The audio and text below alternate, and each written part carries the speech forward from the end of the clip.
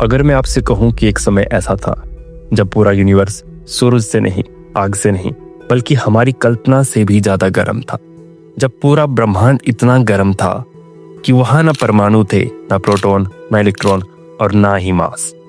आज हम बात करेंगे यूनिवर्स के उस एक पल की जब वो अपने पूरी इतिहास में सबसे ज्यादा गर्म था। और सबसे हैरानी की बात यह है कि उसी पल ने हमें जन्म दिया। आज हम यूनिवर्स को देखें तो चारों तरफ गैलेक्सीज हैं, अरबों तारे हैं और स्पेस लगातार फैल रही है।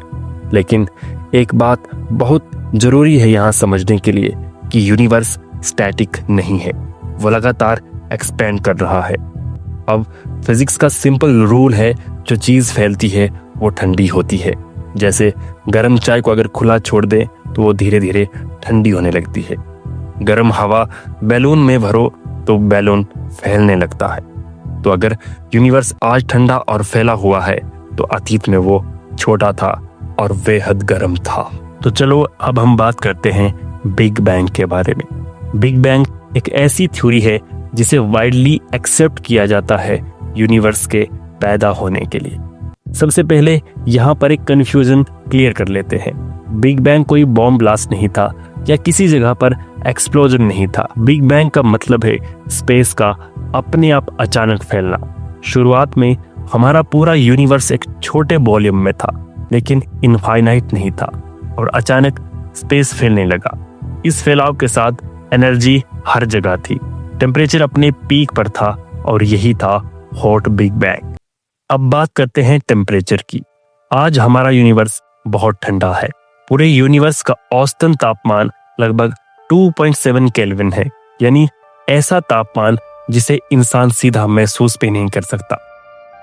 अब अगर हम इसकी तुलना करें हमारे सूरज के सरफेस के टेम्परेचर के साथ, जो कि लगभग 6000 केल्विन होता है, इतना गर्म कि पास जाना तो दूर, देखना भी मुश्किल हो जाए। लेकिन अब जरा सोचिए, जब यूनिवर्स पैदा हुआ था उसके पहले ही पल में तापमान था 10⁻30।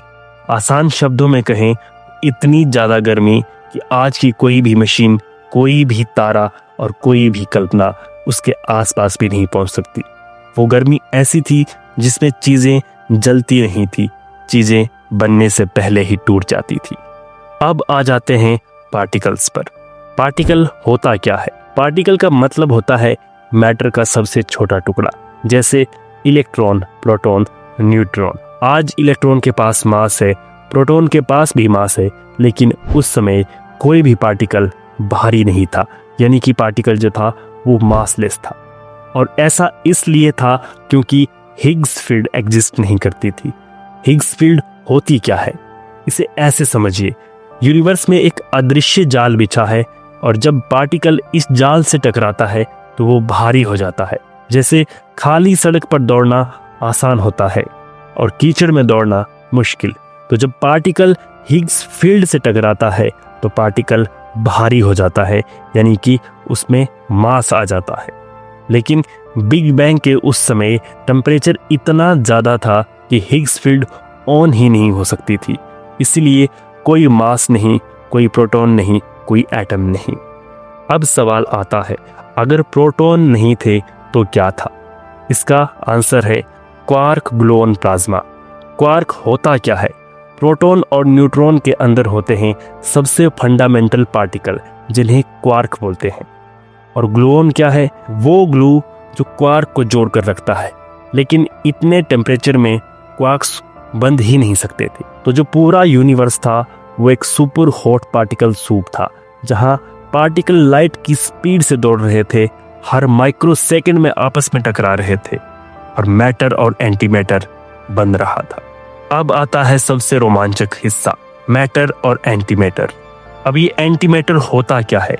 हर एक पार्टिकल का एक ऑपोजिट वर्जन होता है जिसे एंटी मैटर कहते हैं। जैसे इलेक्ट्रॉन का है पॉजिट्रॉन और प्रोटॉन का है एंटी प्रोटॉन।